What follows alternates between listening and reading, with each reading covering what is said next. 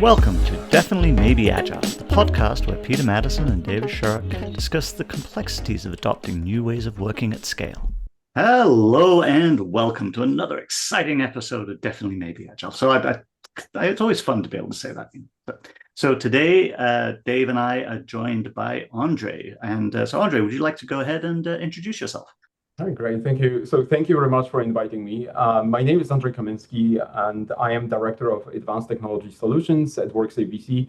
I have over 35 years experience in IT, and I actually I started really as a developer and ended up at a certain point as a CTO of a NASDAQ listed organization. I worked across 3 different continents. So I was exposed to many cultures. I used to live in many countries, not just as a tourist, but actually living and working there.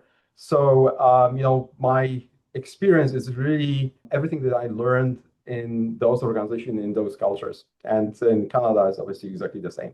Yeah. And I'm author of 2 books, as a matter of fact. So one of the books is the latest one that we are talking about is about AI-native software development or software delivery lifecycle. And my previous book is called Blending with Dragons. And this was my life philosophy about solving the conflicts and in a way that you preserve the relationship with the other person without damaging this relationship. And this is specifically important in organizations. Like for example, we always, every single day, we've got some kind of a conflict, but we have to face the same people tomorrow as well. So we cannot burn the bridges, right? You cannot get very aggressive and so on. But the bottom line is how you would like to achieve your outcomes that you actually design in the way that does not damage this relationship. So anyway, it's a very thick book. It's about 15 years of writing notes. It was never supposed to be a book, but it's primarily about solving the conflicts. Why is it relevant at this point? Is because the change management when developing or implementing AI-native software development lifecycle, change management becomes the biggest issue where organizations and people leading those changes need to focus on. It's actually huge. I find this, just as you're introducing that, Andre, what strikes me is we have a lot of conversations around the technology side and around agents or AI or the tools and so on. And yet, as you're highlighting here, it's actually the change within how we'll be talking about this, I'm sure, today, in how different roles change, the identities of, say, a software developer, whoever it might be, but also change just in the organization, something Peter and I have discussed so many times on our podcast. Just to add to this, what is different this time? I started really my career where hardly you could even think about computers, right? Where there was those huge mainframes with the punch cards and so on. My very first language that I learned was assembly language, because I could actually write directly the instructions to the processor and so on. And then, there was revolution. There was PCs, then there was internet, it was Agile. There was a lot of revolutions actually that I've seen. But I have to admit, none of those was so fast and affecting people, because all the other revolutions were either about tools or processes. This time is about humans, who we are and where are we going to be and how we find ourselves. So I absolutely agree. This is not so much about technology. Technology exists today and you can actually use it, but it's really, are we ready for using this technology? That's a bigger question. Especially in a very heavily knowledge work-driven North American culture and society, where this is obviously a massive impact when we start to look at how AI impacts knowledge work, how we change the way we work, how we change our interactions as a consequence of that, what all of those things are that come about. And there's lots and lots of interesting areas to explore around that. Absolutely. It's almost putting it upside down, the way how we think about getting the work done. If you think about this, It's no more, going the same process that we used to do before. We just completely need to rethink the way how we work, which means that it's not really incremental improvement. This is really a total revolution. of the way how we operate and how we work with these tools and systems. And this is very difficult for a lot of people, especially because just think of the cognitive biases that go with that. And there are so many. But one of my favorites, just because of the called the IKEA effect, like we attach more value to things that we build ourselves. So all of the time and effort and energy we've spent into crafting these beautiful environments and systems and places, it's very hard for us to like take a step back and say, well, actually, I don't need that anymore.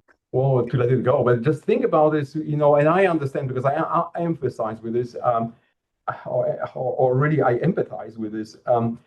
When I was my first work, when I was actually still a developer at the time, my mentor told me, you have to reinvent yourself at least once in your life. And I already reinvented myself most probably 3 or 4 times. The new generation, the people who actually that are entering the workforce, they will be reinventing themselves almost every single year, I think. So, it is emotionally threatening, especially for people who develop their careers and invested a lot of learning and their life and sweat and blood into getting who they are today. And suddenly they start questioning, what is my role in this world if AI can do the same thing, right? In the book, I adopted Kübler-Ross emotional journey stages, right? Where you start with denial, then you move to anger, then you move to bargaining, then you go to depression, acceptance before you start optimizing and becoming really fully effective. But all of us has to go through those. And you can see at this point there is a lot of resistance. It's not because there are valid arguments. Sometimes they are valid because people are looking for some answers. But we all have to go through those in order to really find ourselves in this new world. I think what's interesting about what you're saying is the focus on identity, because you were saying earlier on that really the previous technology changes have not really been about people. And I think there's an element, when I look at Agile, for example, I think there's a lot there about people. But what it isn't about is an identity shift. It's about people being better able to do what they're there to do.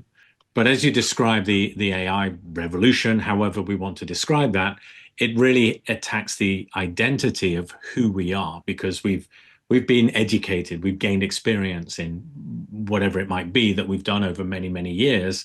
And then all of a sudden the heart of that is taken away because we're now stepping to one side, or really having to hand over a lot of what we as practitioners, as part of that delivery aspect, identified as being our core, the skill set that we bring, the experience, the sort of creativity we bring to the table. And that shifts. And that identity, as you say, is something that I think we're really going to have to rethink about it. And I'm not sure that we've necessarily got the language for it, or the societal recognition of what identity means, because it's a different, it really can be very different to what we're doing right now. I think the Agile piece required that shift too. We just didn't quite get that. But I think one of the differences now, you don't really have a choice. Now it's so ubiquitous and so fast, so you really have to take this on. Whereas previously you could go and find your safe space and hide there. Absolutely, and the speed is incredible, right? Within a month, what we know today is going to be most probably obsolete, right? Mm-hmm. I see several organizations, they are 18 months later, they still consider which tools to start to use. 18 months later. 18 months out, yeah.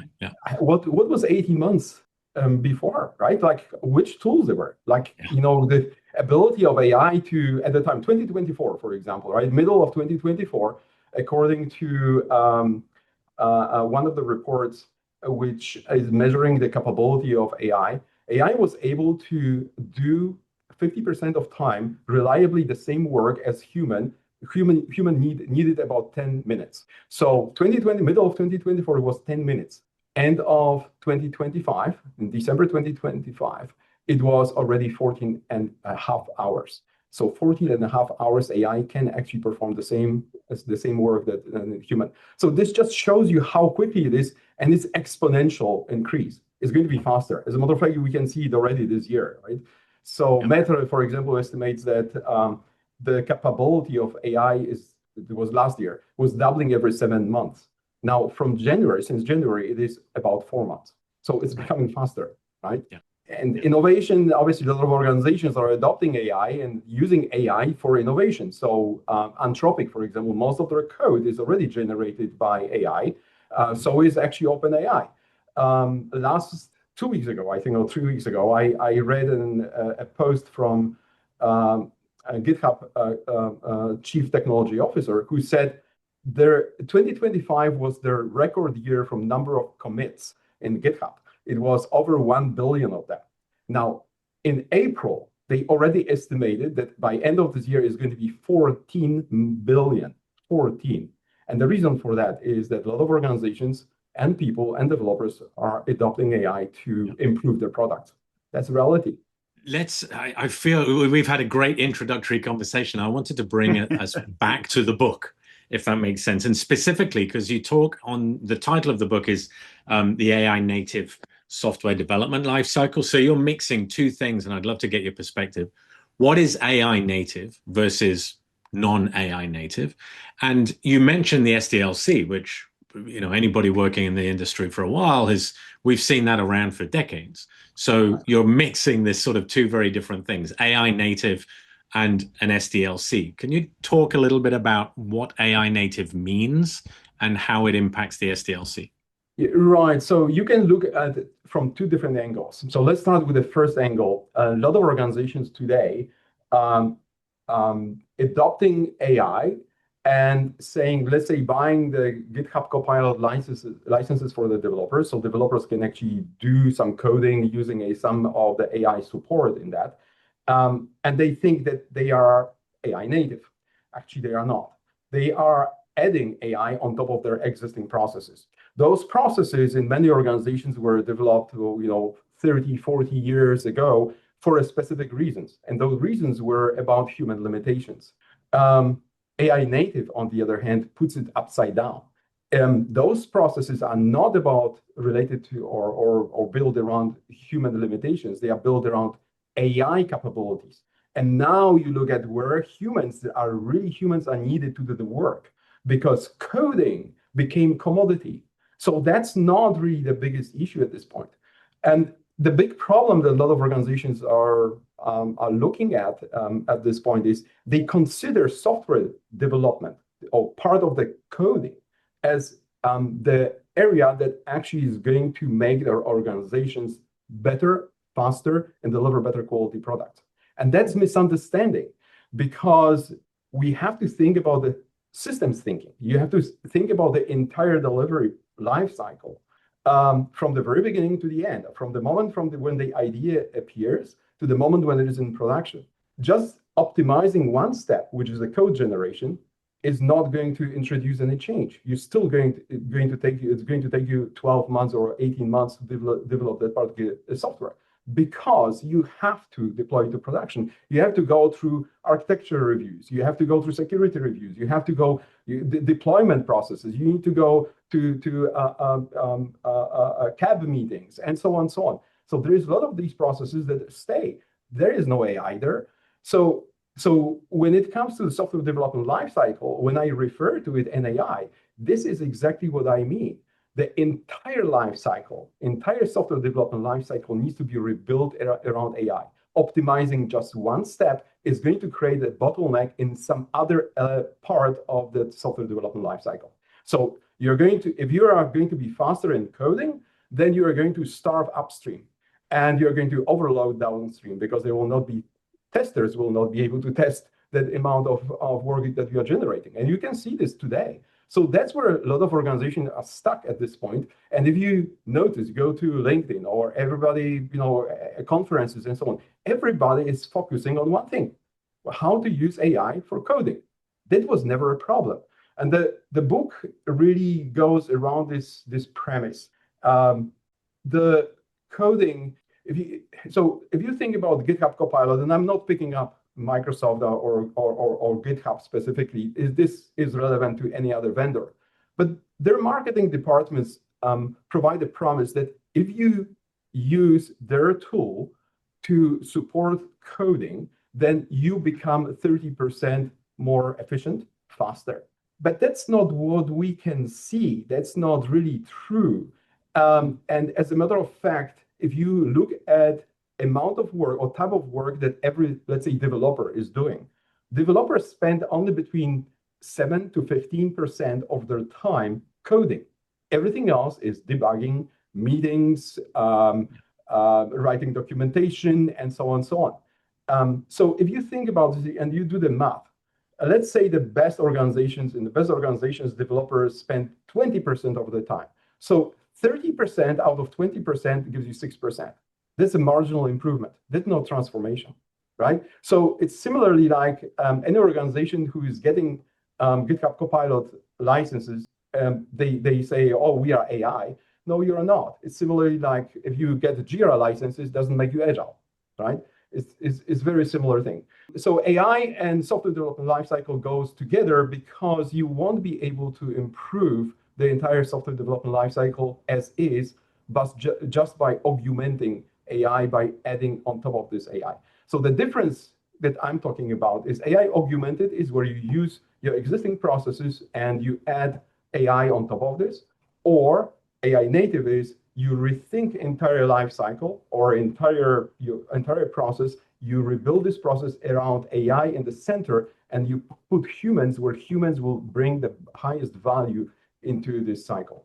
And maybe if I can follow where you're going there, because when I'm reading through the book, what really strikes me is coding's off the table, right? So the conversation, the software delivery lifecycle of sort of understanding requirements in the context of the problem you're trying to solve, doing the design, the sort of some sort of analysis and design, then the coding, then the testing, validation before you're going through the deployment. What struck me as I'm going through the kind of premise in the book, and we can validate this a little bit more in conversation, is that each of those steps becomes a prompt in a hierarchy, or a number of prompts in a hierarchy that allows you to effectively start from the beginning of that software delivery lifecycle, build out a series of prompts that feed into the next set of prompts in that whole process, so that at the end, the work of the delivery team, let me call it that for the moment, is really around prompt management, right? So making sure the content in the prompts is complete, and that then the effort, if you like, the cognitive load is on making sure the definition of what needs to be built is well understood and defined, rather than actually writing code. Absolutely. Yes. So there are two parts of this, right? One of that is, as you just described at this point, where you provide what you want, not how. And that's the difference. That's the biggest change for developers. Like for last, 60, 70 years, the way how we communicate with the computers, we treated computers as a really stupid things, right? Because yeah, they are really stupid, right? You need to provide instructions, what the computer needs to do in order for you to get particular outcome. Well, that's not the case anymore. You don't provide how, but you provide what you want. AI native is where you might be a little bit more prescriptive in some areas. Like, for example, in my industry, there are some areas where there is some regulations or compliance. We need to be a little bit more strict and prescriptive in what we really want to have. But some areas, it's less, right? So I'm okay with using generative AI because everything is generative AI, by the way, right? But from that perspective, but AI native gives you this granularity. You can decide how much prescriptive you want to or not to be. And prompts are really those triggers or instructions that provide AI with definition of what you really want to achieve out of this.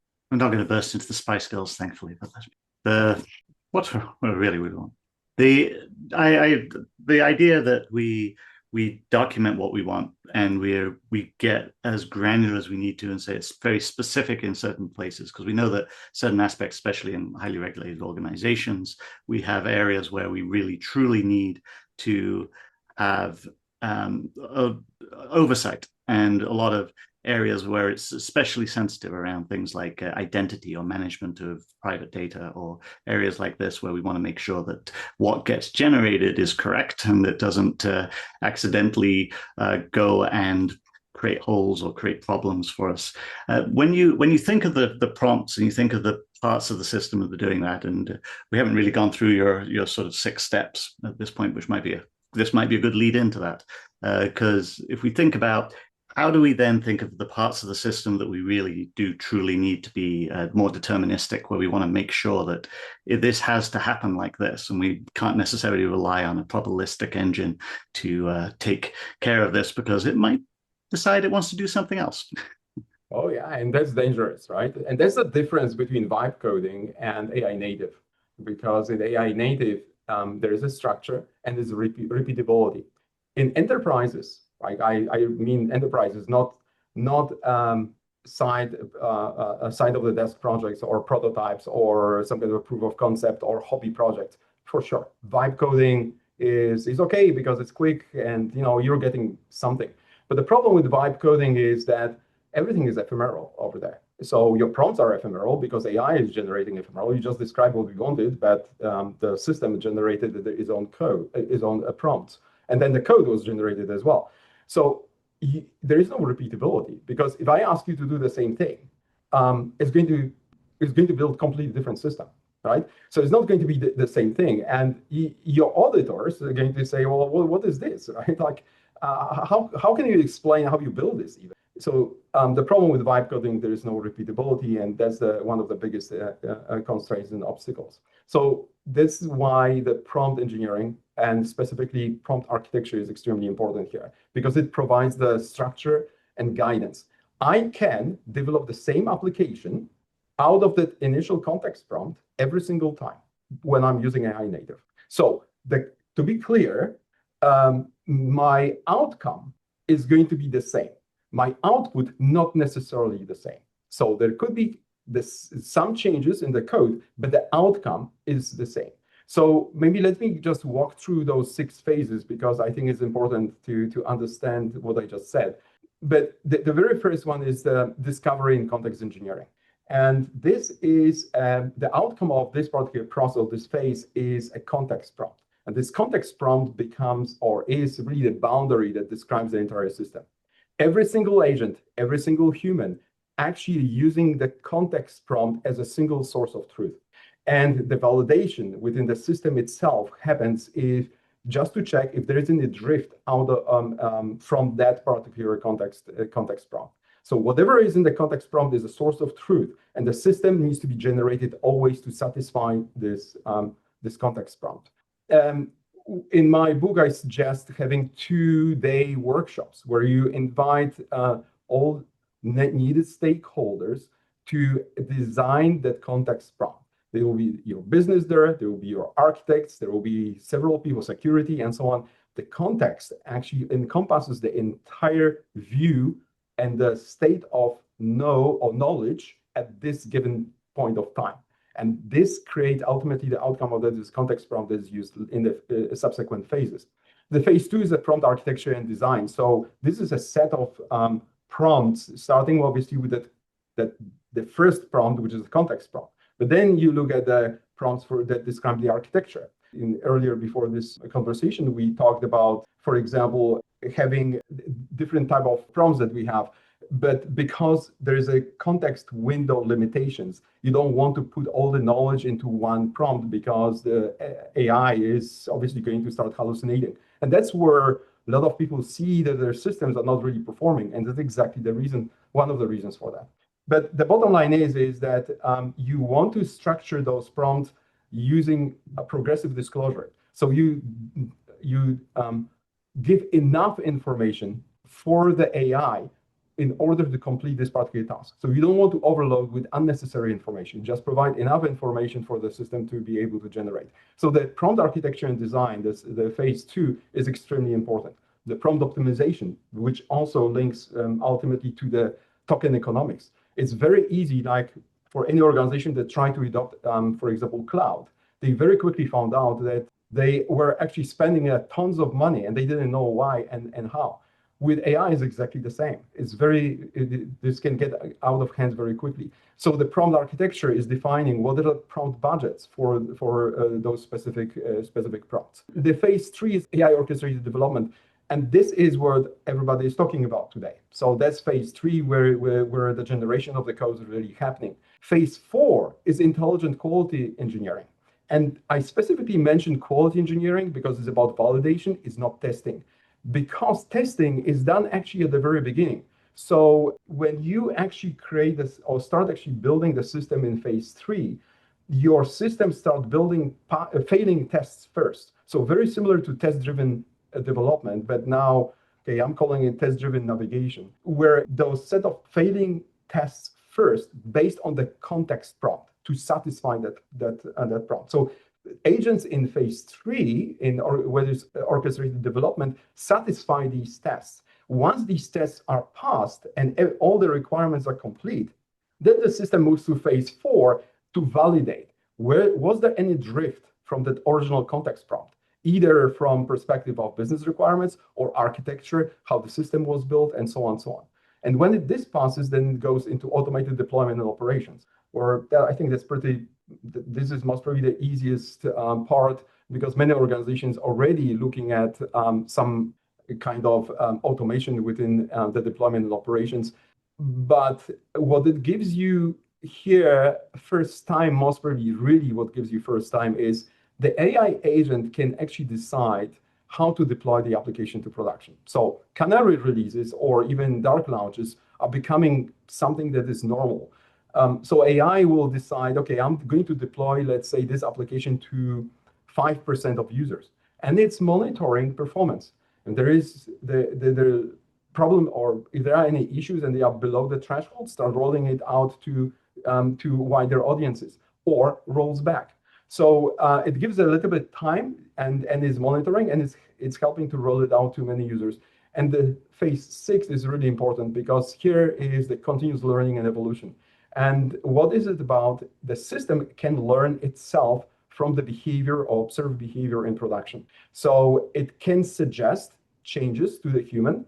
And in the book, I have, as a part of the governance, I provided 4 tiers where the system can provide to the humans or to the entire system how we can actually improve. The tier 1 is where is low risk, and AI can make the changes to the prompt and deploy this prompt, notify the human. So example would be the AI notices that there is some capacity, for example, of the processor in production is exceeded, and you need to scale it out. Okay, well, here we go, or we'll scale it up. And it can actually do it automatically, notify the human. The tier 2 is where it provides the update, what is intending to do, and notifies the human, but gives 24 hours window. Human within the 24 hours can actually stop it. And if it's not, it will deploy automatically. Tier 4 is where human needs to be in the loop. So subject matter expert needs to review the changes before they are applied, and tier 4 is prohibited. Certain actions AI will never be able to do. Now, why I mention this? Because I need to mention one very important aspect of AI native. You separate your prompts from your code. So in other words, when you build a set of agents doing certain work, the code of those agents become infrastructure. Today in traditional world, if you deploy application today to production, this application will stay static for another 6 or 8 months until you go to the next release. So nothing is changing in this application. It works obviously in production, but you cannot influence it unless you go through this entire overhead of deploying application again to production. With AI native, because you separate the prompts, natural language prompts, from the code, you deploy the agent, and unless architecture of that agent changes, which should not happen very often, but the prompts, natural language prompts, can change every single day. So I can change behavior of the agent based on observation, like a couple of times per day, maybe, right? And the overhead of deploying that particular prompt is smaller, for sure. You still need to go to review, security review, and so on, but it's way smaller and simpler because it's natural language. So you've got the 2 pipelines for release. You've got the release of the pipeline for the code of the agent and the infrastructure, and the other one is actually the prompts. And it's so important because it gives you this flexibility and agility in influencing how the application behaves on almost on daily basis and hourly basis.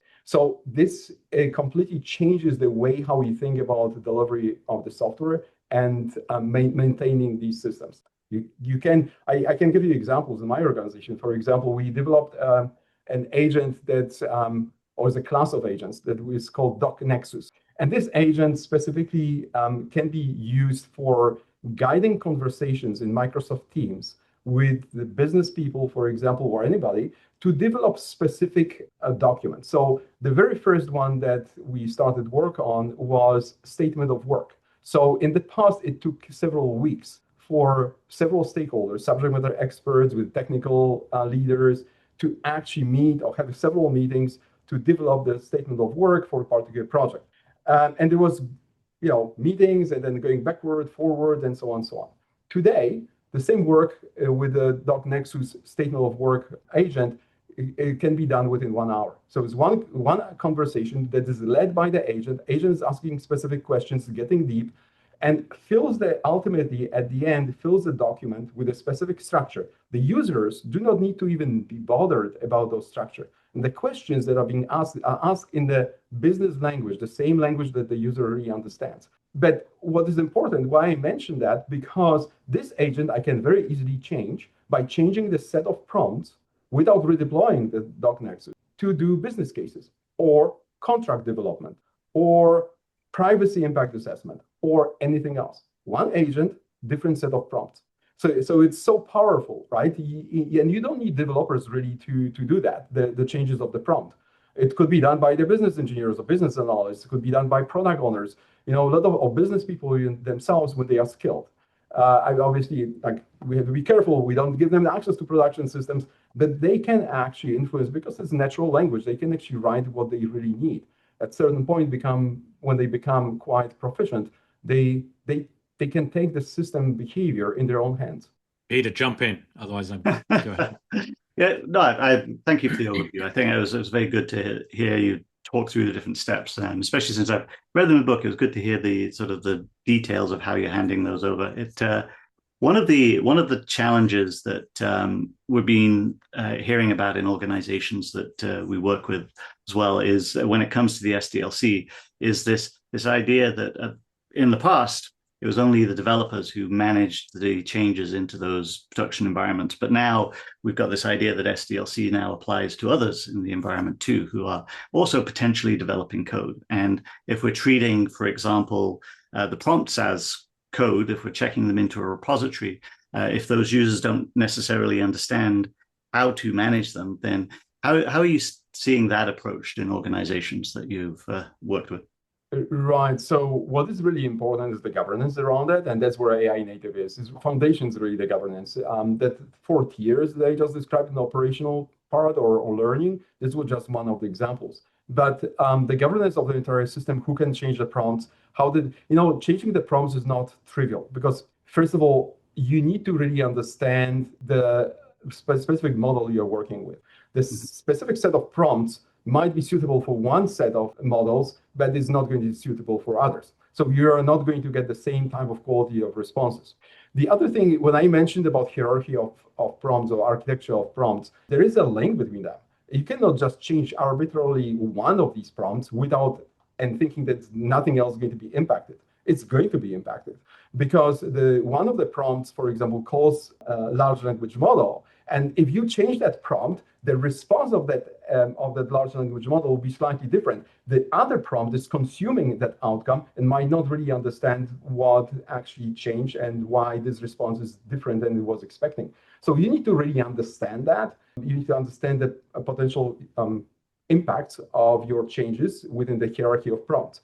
And the other aspect that we are talking about, economics. The prompts over a period of time might be actually drifting. Context prompt might be really decaying over a period of time. So you need to adjust, making sure that you look at how efficient your system is. Like from the perspective of usage of tokens, that's most probably the easiest way to monitor how well your prompts really behave.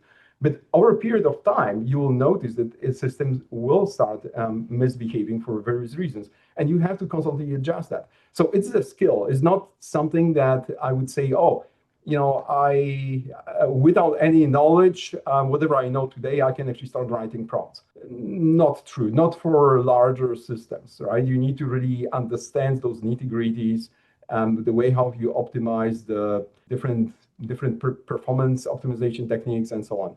It's a skill. And that's one of the things that all of us really need to learn. When we need to communicate with AI, that's different as communicating with humans.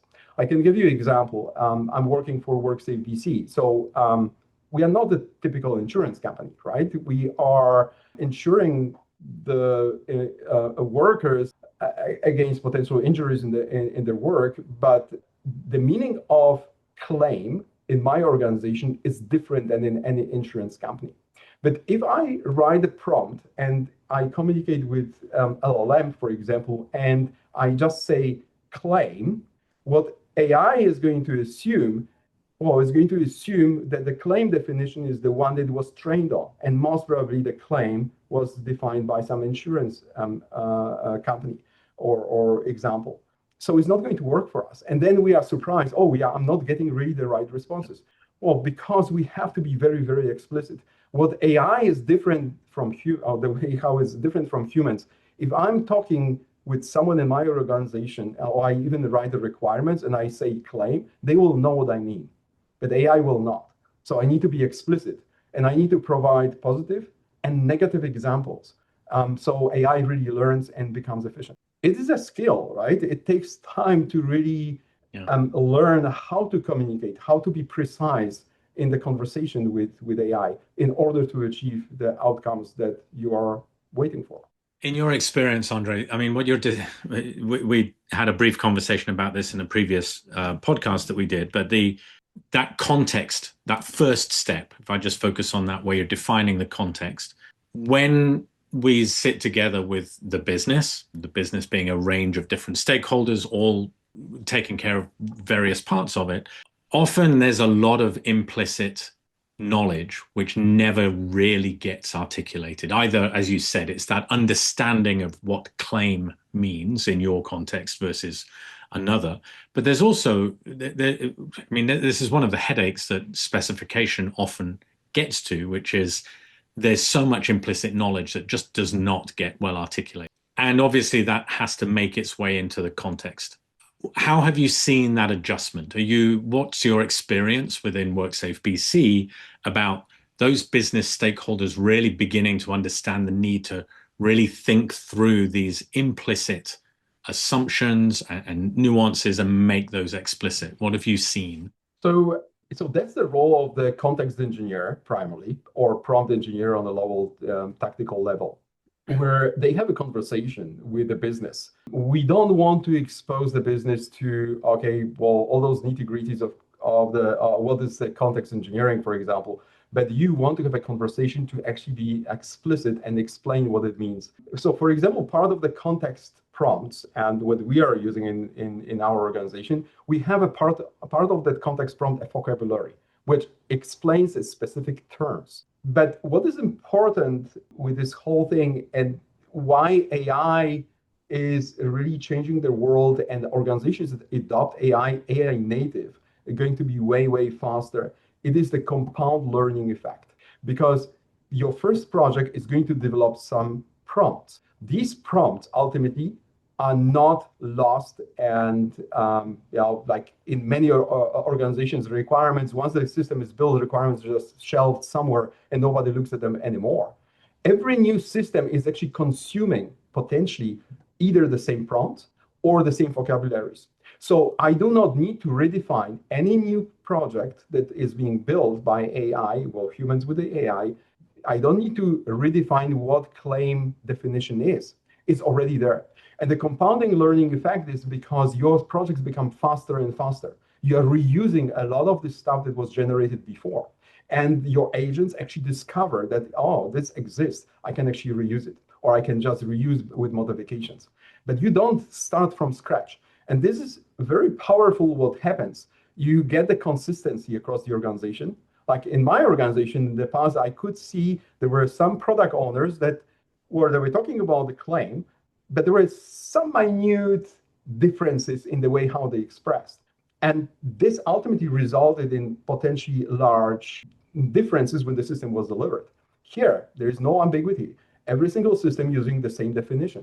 So it's total consistency of not only what you build, but also how the system is being delivered. And that's leads ultimately to predictability as well. But I think the most important at this point is just to mention here is this compounding learning effect that for a lot of organizations is going to be make or break. For years I was using Crossing the Chasm by Jeffrey Moore. I'm pretty sure you are familiar with Jeffrey, right? So, and his writing. And as a matter of fact, I adopted this for AI native as well. This 18 months is coming really from Jeffrey, right? Because the moving from early adopters to early majority, that was about 18 months. But the bottom line is because of the compounding effect, in the past, before, let's say, AI, in the past, the organizations that moved to early majority, they were able to catch up after a certain period of time with the early adopters. Here, if you're not adopting right now, your early adopters are becoming faster and faster because of the compounding learning effect, which means that those laggers or even early majority are going to be too late to catch up with those early adopters. So it's changing the way how we think about not only developing the software, but also how we think about the products and how the organization is going to be. I can almost guarantee you, for many of those big organizations that are out there, there is already some small startup that is already working on the application like this, and it's going to uproot those big organizations. And I can give you an example. I'm sometimes watching YouTube, and they're coming with all those adverts over there, commercials, and the one, because it's a tax season in Canada, so obviously it's coming with a tax software, Inuit, right, TurboTax, and so on. Well, guess what? I actually this year, because I had to collect all my tax information in the folder that I was sending to my accountant, I had everything in that folder for all my family. And I thought, okay, well, before I send it to my accountant, let me actually run co-work on this and ask to actually come up what my return is going to be. So what co-work did actually not only analyze this entire thing, it also downloaded a tax form from the CRA, filled it, and I knew exactly what my return is supposed to be. I sent all my paperwork to accountant, and guess what? I got the same number. So what do you think is going to happen right next year, right? So it's what I'm trying to say. A lot of industries will be uprooted unless they get an act together and start looking and redesigning their offering, but also the way how they build the software or deliver the products generally. I specifically focused on the software development lifecycle because it was narrow. I don't want to get in the product development lifecycle. It's way larger. This would be like a monstrous thing, right? So, yeah. Yeah, we've talked a little bit about that side. There's a couple of interesting conversations in that space around how do you start to think about the application to the product side and where that goes and what that looks like. I think we're getting to the point of the conversation where we get to wrap this up, and we always like to leave our audience with 3 points to take away. And it's been a fantastic conversation, been really fascinating. So, Andre, would you like to go first? What point would you like our audience to take away? Don't focus on your software development in isolation.